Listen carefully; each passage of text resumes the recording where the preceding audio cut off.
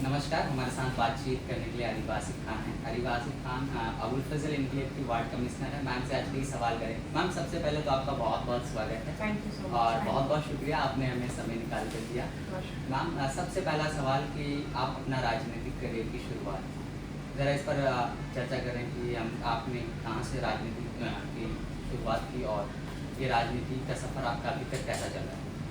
देखिए, मैं एक पॉलिटिकल फैमिली में पैदा हुई, पली बड़ी। हमारे फैमिली में पिछली 7 जनरेशन से कोई ना कोई पॉलिटिक्स में, एक्टिव पॉलिटिक्स में रहा, चाहे वो एमपी रहे हों, एमएलए रहे हों, काउंसलर रहे हों, मिनिस्टर रहे हों। किसी ना किसी पोस्ट पे हमने बचपन से अपने घर में लोगों को देखा और एक इंस्पिरेशन वहीं से मिली। पॉलिटिकल फैमिली में जब आप पैदा होते हैं तो आप बचपन से वही माहौल देखते हैं अपने घर में, और एक इंस्पिरेशन वहीं से मुझे मिली जब मैंने अपने वालिद साहब को देखा कि किस तरह वो लोगों की खिदमत में हमेशा उन्होंने अपने आप को जूझ दिया, चाहे वो एज अ काउंसलर या एज एन एमएलए, उन्होंने अपनी ज़िंदगी का एक बड़ा हिस्सा लोगों की खिदमत के लिए निकाला। और वही कहीं ना कहीं एक छोटी सी चिंगारी हमेशा थी जो अब आके एक आग में तब्दील हुई और हमने उसको परस्यू किया। जी मैम, जब मैंने आपके बारे में रिसर्च करना शुरू किया, जब आपका यूट्यूब और अलग अलग सोशल मीडिया पे वीडियो डाला, तो हमें मिला कि आप जब इलेक्शन जीती थी और जब आप इलेक्शंस की कैंपेनिंग कर रही थी तो आपके पिताजी उस टाइम जेल में थे, आसिफ खान सर जो हैं वो जेल में थे। तो इस दौरान आपको इलेक्शन लड़ना कितना आसान था आपके लिए? कैसे कैसे सारी सिचुएशंस को हैंडल? देखिए, जब मैं 7 साल की थी तब हमारे वालिद साहब का काउंसलर का इलेक्शन था और वो जेल में थे तब भी, और मैंने उनके लिए कैंपेनिंग करी थी। उस वक्त वो जेल से इन्होंने नॉमिनेशन भरा था अपना, और कैंपेनिंग मैंने 7 साल की उम्र में उनके लिए करी थी।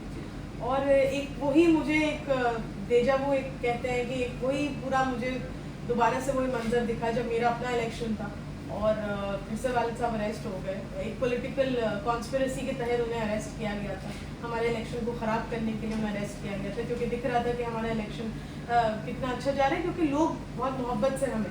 और देखिए, उनके अरेस्ट होने के बाद कुछ मुश्किलें आई, कुछ परेशानियाँ आई, क्योंकि मेरा पहला इलेक्शन था अपना, और उनकी सरपरस्ती में अगर मैं पूरा इलेक्शन निकालती तो वो बहुत मेरे लिए एक अलग एक्सपीरियंस होता। लेकिन अल्हम्दुलिल्लाह उनके जाने के बाद भी यहाँ की जो आवाम है 188 वार्ड अबुल फजल एनक्लेव की, उन्होंने बहुत मोहब्बत से हमें नवाजा और बहुत दुआओं से हमें और सपोर्ट से हमें नवाजा, जिसका नतीजा ये था कि उनके ना हो, हमारे वालिद साहब के ना होते हुए भी हमारा इलेक्शन में। मैम, अगर हम जिस तरह से देखें, आपने यहाँ इलेक्शंस की सीट पर खासतौर पर हम देखें एमसीडी और दिल्ली, खासतौर पर दिल्ली में आम आदमी पार्टी जो है काफ़ी तेज़ी से बढ़ी और कहीं ना कहीं वो अपने काम के ज़रिए बढ़ी है। तो इस हाल में कांग्रेस को यहाँ सर्वाइव करना कितना मुश्किल है? देखिए, आम आदमी पार्टी के सिटिंग काउंसलर को हरा के ही मैं इस सीट पे काउंसलर बनी। अगर आम आदमी पार्टी अपने कामों की बुनियाद पे आगे बढ़ रही होती तो उनके सिटिंग काउंसलर नहीं हारते। आपने जो पहले 5 साल लोगों को गुमराह करके आप पावर में आ गए, आपने फ्री बिजली, फ्री पानी का आपने एक उनको शोषा छोड़ा उनके सामने, जिसको उन्होंने कहीं ना कहीं एक्सेप्ट कर दिया। लेकिन पिछले 10 साल का आप हिस्ट्री उठा के देखिए आम आदमी पार्टी की, कामों के नाम पे, डेवलपमेंट के नाम पे, हर बरसात दिल्ली में रहना मुसीबत हो गया है पूरे साल। गर्मी है तब बेहाल है दिल्ली गर्मी से, बारिश में बाढ़ें आ रही हैं दिल्ली के अंदर, दिल्ली कैपिटल इंडिया का, उसमें ऐसे हालात हैं, फैसिलिटीज़ ऐसी हैं। और आप सर्दियों में आइए तो आपका अभी नवंबर शुरू होती है, आपका पोल्यूशन का इशू शुरू हो जाएगा। तो देखिए, ये सब बातें जो हैं, काम जो होता है वो दिखता है। काम को आप सिर्फ प्रोपेगेंडा नहीं कर सकते कि आपने पोस्टर छाप दिए और आपने सोशल मीडिया पे दिखा दिया। पब्लिक जब तक ऑन ग्राउंड उस काम को महसूस नहीं करती तब तक वो काम किसी काम के नहीं। मैम, आप अपने कार्यों के बारे में बताइए, क्योंकि जब हमने आपका रिसर्च करना शुरू किया, आपने किसी इंटरव्यू में कहा था कि जल बोर्ड हमारे अंदर नहीं आता है, आपका मेन काम होता है साफ सफाई का। तो मैम, ऐसी सिचुएशन में दिल्ली जो है जहाँ नाला कहीं फटा पड़ा है, कहीं इधर से उधर नाला बह रहा है, तो ऐसे में आपको साफ सफाई रखने में, दिल्ली को क्लीनेंस करने में कितना प्रॉब्लम्स आता है? देखिए, हम एमसीडी के रिप्रेजेंटेटिव हैं। एमसीडी का जुरिसडिक्शन जो है वो सैनिटेशन के अंदर झाड़ू और कूड़े को कवर करता है। एमसीडी का काम है झाड़ू लगाना, कूड़ा उठाना। जो सीवर दिल्ली में इस वक्त सबसे बड़ा इशू है वो सीवर का इशू है। सीवर जो है वो दिल्ली जल बोर्ड कवर करता है। सीवर को डालना, उसकी मेंटेनेंस करना, उसको रिपेयरिंग करना, उसकी सफाई करना। जल बोर्ड डिपार्टमेंट जो है वो दिल्ली सरकार के अंडर आता है और उसका रिप्रेजेंटेटिव एमएलए होता है। हम बार बार ये बात इसलिए बताते हैं कि आप, मैं एक एग्जांपल दूंगी कि मुझे बनाना वोटर आईडी है और मैं आधार कार्ड के ऑफिस में जाके कहूँ कि दोनों सरकारी दस्तावेज हैं तो आप बना दो मेरा आधार वोटर आईडी, और आधार कार्ड वाले से मैं बहस करती रहूँ कि आप मेरा वोटर आईडी बना दो, लेकिन वो नहीं बना सकता। जब तक उसके पास वो अथॉरिटी नहीं होगी तब तक वो वोटर आईडी नहीं बना सकता, वो आधार ही बना सकता है। ये एक एग्जाम्पल के तौर पे मैं समझा रही हूँ कि जो डिपार्टमेंट जो जुरिस्डिक्शन जिसके अंडर आता है, जो डिपार्टमेंट जिस सरकार के अंडर आता है, वो उस काम को वही मतलब एफिशिएंसी के साथ कर सकता है। हम कोशिश करते हैं, क्योंकि एक परेशानी है, बरसाती नाले हमारे अंडर आते हैं एमसीडी के, उसकी डीसिल्टिंग का प्रोसेस हम कराते हैं, हमने कराई भी, हर प्री मानसून डीसिल्टिंग होती है। लेकिन एक जो बड़ी समस्या दिल्ली के अंदर है वो सीवर की इशू, जो जल बोर्ड और जो एमएलए हैं विधायक आम आदमी पार्टी के, वो पूरी तरह नाकाम रहे हैं उसको करने।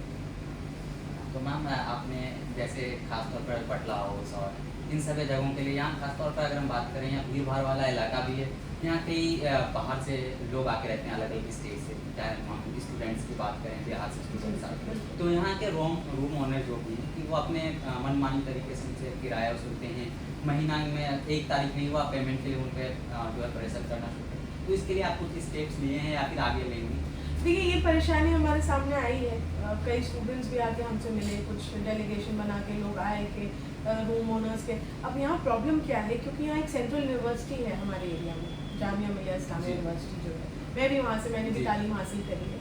तो उस यूनिवर्सिटी की वजह से जो आसपास के रूम्स हैं, वो उसका किराया जो यहाँ के ओनर्स हैं, बिल्डिंग ओनर्स या जिनके पास भी होती है प्रॉपर्टी ओनर्स, वो बढ़ा देते हैं। और आजकल मैं सुन रही हूँ पिछले 1-2 साल से बहुत ज़्यादा इस पर वो हो रहा है। हमारी देखिए इसमें यही कोशिश है, हमने कई RWS से बात करी। देखिए, जब तक यहाँ के इलाके के लोग, मैं बार बार एक बात कहती हूँ, कोई भी काम है, किसी भी जुरिस्डिक्शन का काम, इलाके के लोगों का पूरा कॉपरेशन चाहिए होता है।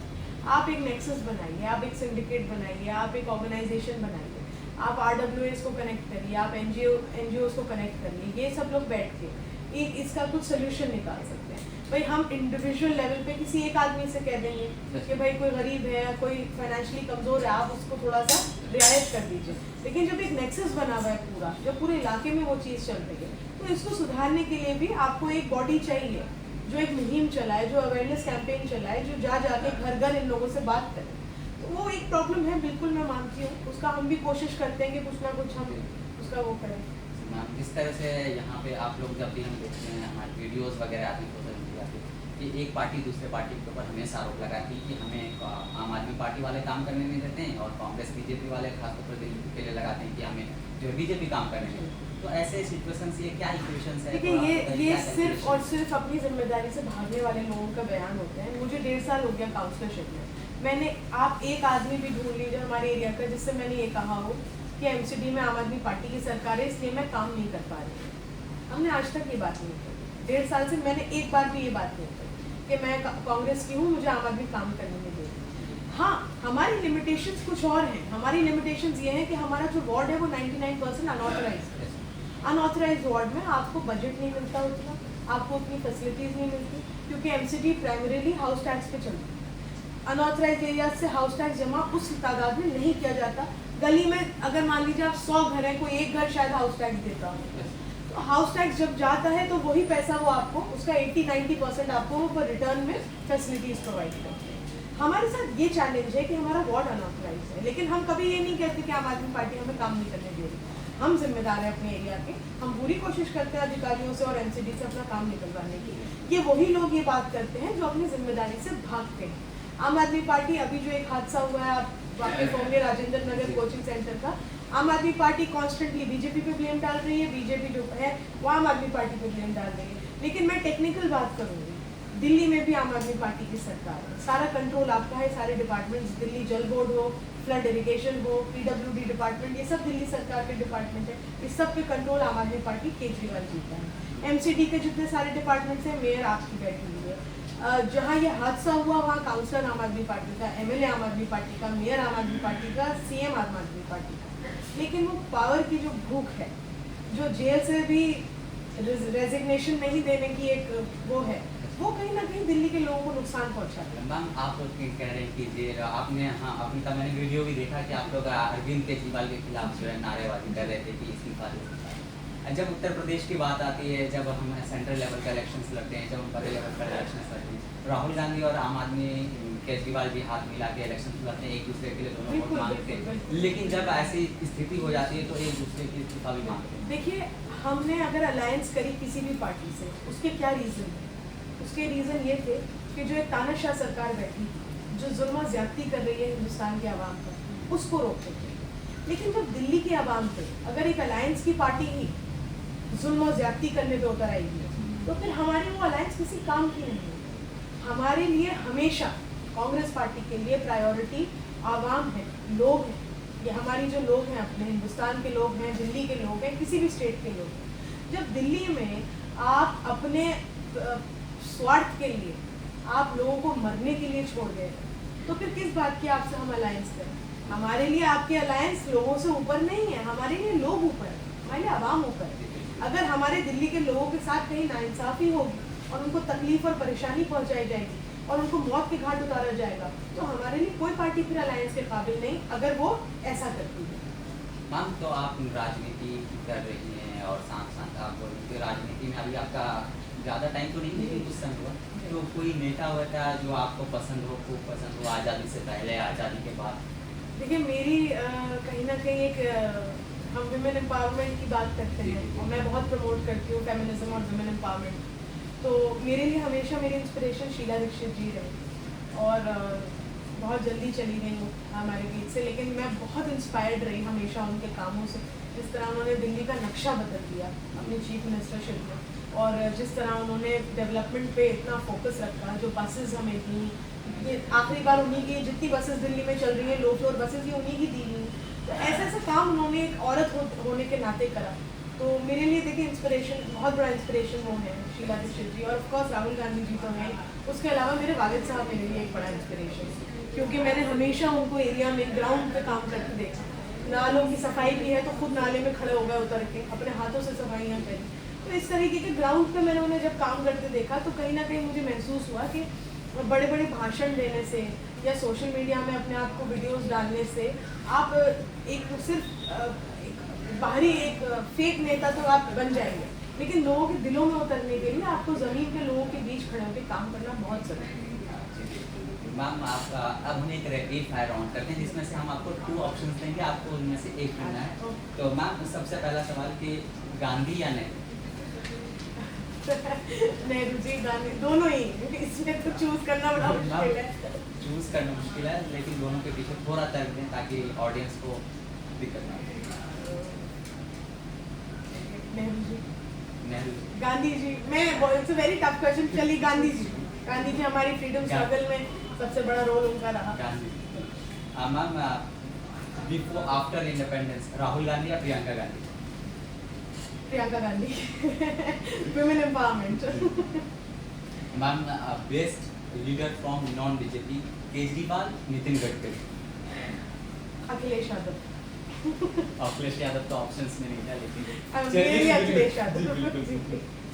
मैम, बेस्ट अभी जो है न्यूज़ का जो है फॉर्मेट बदल चुका है, यूट्यूब के जरिए न्यूज़ फॉर्मेट होता है, चाहे वो चैनल अच्छे चैनल्स भी यूट्यूब को जो है न्यूज़ के लिए यूज़ कर रहे हैं। तो इसमें से हम 2 यूट्यूबर्स हैं, रवीश कुमार, ध्रुव राठी।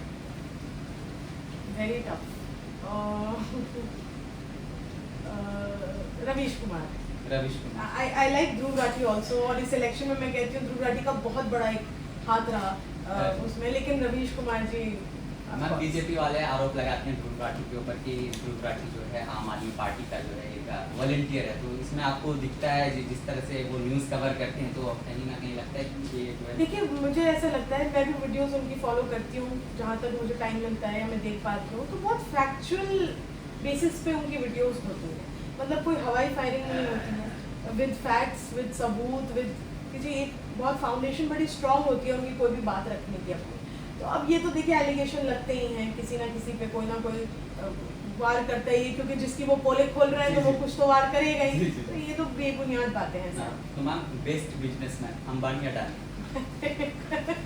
ये तो बहुत ही नोबडी, नन ऑफ देम। मेरे लिए बेस्ट बिजनेसमैन वो होगा जो हमारी इकोनॉमी पे ध्यान दे, देश की इकोनॉमी को सुधारने पे ध्यान दे, अपने पर्सनल बेनिफिट के लिए किसी एक पॉलिटिकल पार्टी को बिल्कुल अंधभक्तों की तरह सपोर्ट ना करे, फाइनेंशियली या किसी भी तरह इलेक्टोरल बॉन्ड्स के थ्रू या किसी भी तरह, और जिसके लिए वो जो ट्रू पेट्रियोटिक एक आपके अंदर वो फीलिंग हो कि आप इस देश का पार्ट हैं, आप एक हिंदुस्तानी हैं, और आपका कोई भी एक्शन है या बिजनेस है वो आपके देश की इकोनॉमी को सपोर्ट करना चाहिए। अभी के हिसाब से अगर अरीबा खान को अगर मिल जाता है कि कोई अच्छा नेता बने तो वो किससे प्रभावित होकर किस तरह से नेता बनेंगे सेंट्रल लेवल पर?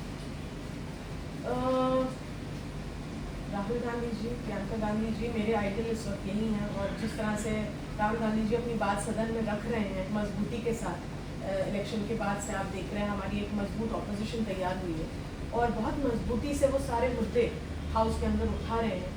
तो हमारी भी कोशिश ये रहती है कि हम अपने एमसीडी सदन में भी अपनी मजबूती से बात रखें, जबकि हम ऑपोजिशन में सिर्फ 9 ही काउंसलर्स हैं, मुकाबले 250 काउंसलर्स में हम सिर्फ 9 आए हैं, लेकिन अल्लाह का शुक्र है कि हम 9 काउंसलर्स भी भारी पड़ जाते हैं आम आदमी पार्टी पे या जो सत्ताधारी पार्टी है उसको, क्योंकि हक की बात अगर आप करेंगे तो आप चाहे एक ही आदमी हो, आप 100 पे भारी पड़ते हैं, हक की बात करनी चाहिए। अरीबा आसिफ खान की वीकनेस और स्ट्रेंथ क्या है पॉलिटिकली? मेरी वीकनेस और स्ट्रेंथ एज सच, स्ट्रेंथ मेरी ये है कि मैं एक पॉलिटिकल बैकग्राउंड से हूँ, तो मेरे पास एक बहुत एक्सपीरियंस्ड फिगर है मेरे पास जो मुझे गाइड करते हैं बहुत चीज़ों में, क्योंकि सिस्टम को समझने में बहुत परेशानी भी आती है, कई बार अनऑथराइज एरिया में काम कराने में बहुत परेशानी आती है, तो कैसे सिस्टम में आपको अपनी बात रखनी है, कैसे काम करवाना है, उसके लिए मेरे पास एक बहुत ही एक्सपीरियंस फिगर है मेरे फादर। वो मेरे लिए एक बहुत बड़ी स्ट्रेंथ मेरे लिए है कि मैं बहुत एफिशिएंटली फिर काम करवा पाती हूँ। वीकनेस में ऐसा यही है कि हम जिस एरिया को रिप्रेजेंट करते हैं यहाँ वही अनऑथराइज होने की वजह से हम ज़्यादा काम नहीं कर पाते। हम एमसीडी यहाँ सड़कें नहीं बना पाती है, एमसीडी यहाँ बेसिक बिल्कुल एमिनिटीज़ देती है आपको, सैनिटेशन, कूड़ा झाड़ू लगाना, कूड़ा उठाना, उसमें भी हमारे पास 1/4 सफाई कर्मचारी हैं।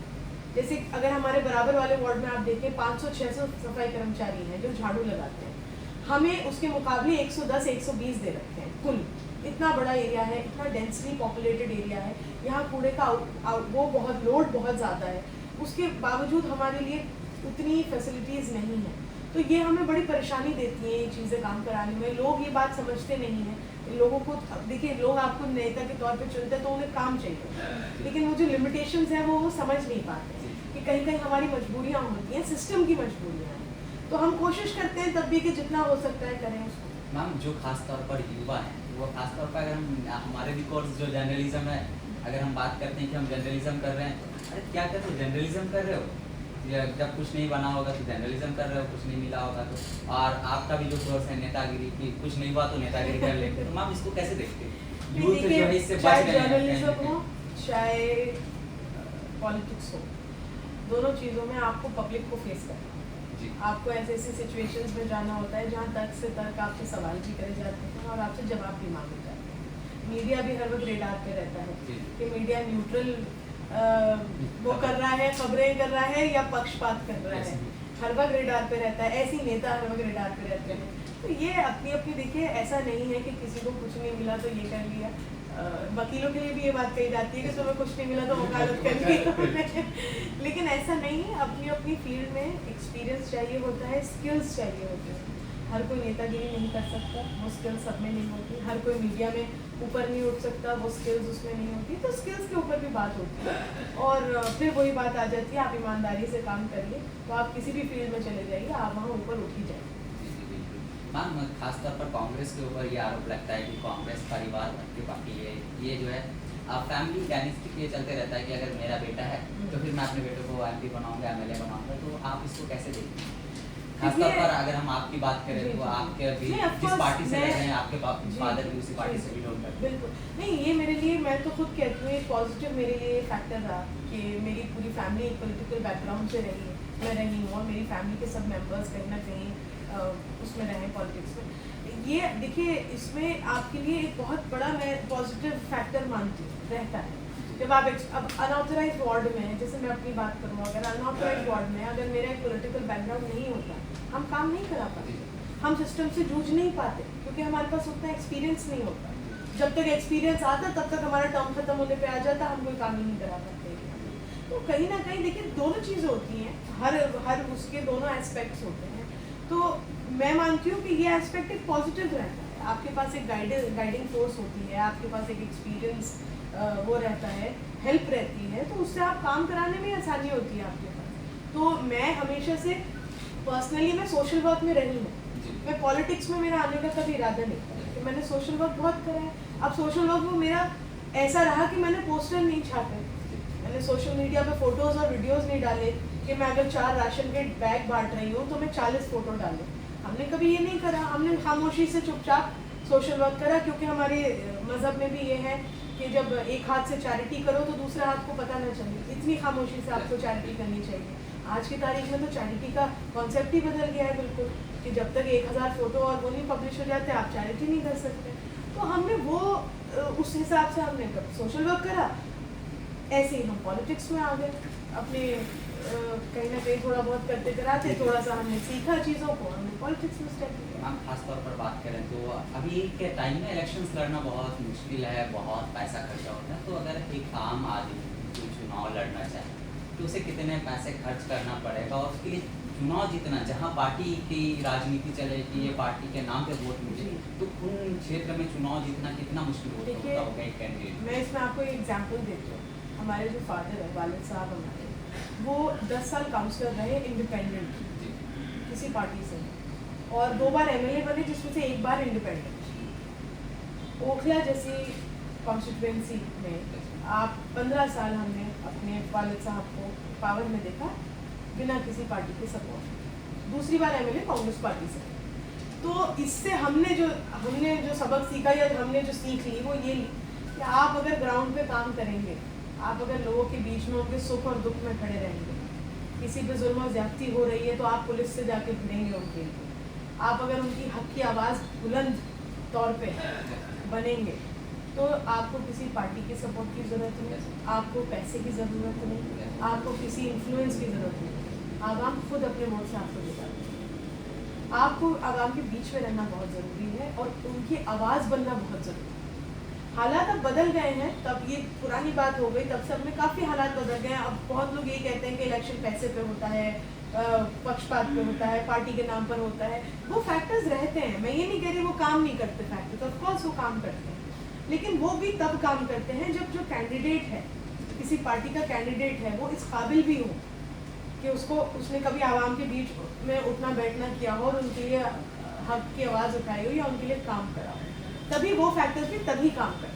मैम खासतौर पर जब हमने आपकी वीडियोस डाला तो हमें मिला कि आप जो है मुस्लिम का स्टैंड भी लेती हैं, तो मुस्लिम महिलाओं को राजनीति में आप कैसे देखती हैं, और क्या देश में असदुद्दीन अवैसी जैसा नेता होना चाहिए, खासतौर पे जो MIM पॉलिटिक्स मुस्लिम के नाम पे करे, ऐसा नेता होना चाहिए, या फिर ऐसा नेता होना चाहिए जो न्यूट्रल चले और मुस्लिम महिलाओं और राजनीति को आप कैसे देखिए, किसी भी एक्सट्रीम पे जाना, किसी भी तरफ, अच्छाई की एक्सट्रीम भी गलत होती है, बुराई की एक्सट्रीम भी गलत होती है। बहुत अच्छे, ज़रूरत से ज़्यादा आप अच्छे बनेंगे, लोग आपका फ़ायदा उठा लेंगे, ज़रूरत से ज़्यादा बुरे बनेंगे, वो भी गलत होता है।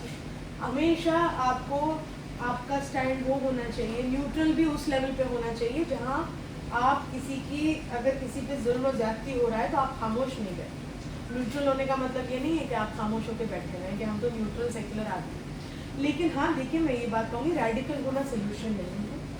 आपको मुसलमानों के लिए आवाज़ उठाइए, हम उठाते हैं, हम हमेशा से आवाज़ उठाते हैं, हमारे वाले साहब ने 20-25 साल हो गए मुसलमानों के हक की आवाज़ उठाते हुए, लेकिन रेडिकलिज्म नहीं दिखाया, एक्सट्रीमिज्म नहीं दिखाया, कट्टरपन नहीं दिखाया।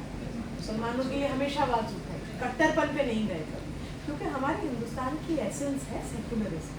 सेक्युलर होके आप मुसलमानों के लिए भी आवाज़ उठा सकते हैं हक की। सेक्युलर होने का मतलब ये नहीं है कि आप उनकी बात नहीं कर पाएंगे।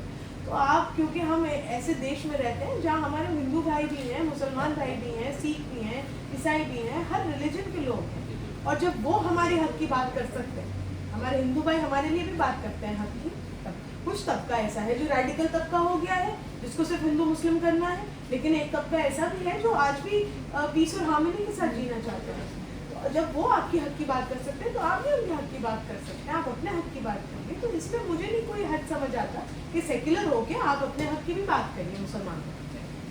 तो मैम लास्ट क्वेश्चन जैसे कि अनाउंस हुआ बजट, तो तो बजट पर आपका कुछ कमेंट्स? देखिए, बजट के साथ सबसे बड़ा इशू ये है कि हमेशा कमर जो टूटती है वो मिडिल क्लास की टूटती है। कभी बजट, हम पिछले 10 साल से ये देख रहे हैं कि बजट कभी ऐसा नहीं आया जिसमें ज़रा भी मिडिल क्लास को कहीं उनको बेनिफिट हो, कहीं फ़ायदा। इलेक्शन हो गया, अब सिलेंडर के भी दाम बढ़ेंगे, अब पेट्रोल के भी दाम बढ़ेंगे, अब टमाटर के भी दाम बढ़ेंगे, हर चीज़ के वह उन चीज़ों के दाम बढ़ेंगे जिससे मिडिल क्लास की कमर टूटेगी। जो भी टैक्स लगेंगे, जो भी बजट में जो भी चीज़ें आई हैं, वो सब कहीं ना कहीं अफेक्ट जो करती हैं वो lower class, lower middle class और अपर मिडिल क्लास को भी बहुत हद तक अफेक्ट करती है। जो अपर क्लास है वो तो अपनी मौज की ज़िंदगी जी लेगी। तो फिर वही बात आ जाती है कि आप इस देश की जो सबसे बड़ा एक तबका है, जो मैक्सिमम परसेंटेज है इस देश का, जो गरीब तबका है, जो किसान तबका है, जो स्टूडेंट्स तबका है, जो एक मिडिल क्लास तबका है, आपने उनको आज फिर एक बार बीच सड़क पे छोड़ दिया है बिना सहारे। तो ये इससे दिख रहा है कि आप खुद अपने देश के सबसे बड़े दुश्मन हैं। आप अपने देश की ना इकोनॉमी को सुधारने में आप योगदान करना चाहते हैं, ना आप यहाँ के लोगों के लिए कोई आसानी करना चाहते हैं। मैम, खासतौर पर जो दिल्ली के लोग इस वीडियो को देखते हैं, भारत के लोग जो इस वीडियो पर कुछ संदेश देना चाहेंगे?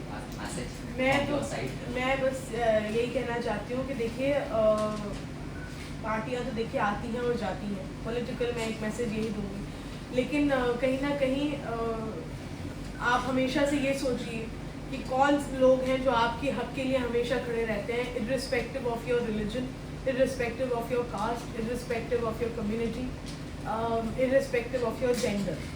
और कैसे भी हालात हो, इलेक्शन हो नहीं हो, सत्ता में हो नहीं हो, लेकिन हमेशा आपके लिए जो लोग खड़े रहे, आपके लिए जो हमेशा आवाज़ उठाते रहे, आप ये सोचिए कि मुश्किल के वक्त में वही लोग, अल्लाह ना करे खुदा ना खास्ता आगे कभी मुसीबतें अगर किसी के ऊपर आती हैं, तो वही लोग हैं जो आपकी आवाज़ बन के आपके लिए हक की बात करें। तो ये थी हमारे साथ बातचीत करने के लिए अरीबा आसिफ खान। बहुत बहुत शुक्रिया मैम, फिर से थैंक आपको यू एक बार। Sir, thank you. Camera person Arisha और सिजा के साथ मैं हयात अंजू, न्यू दिल्ली।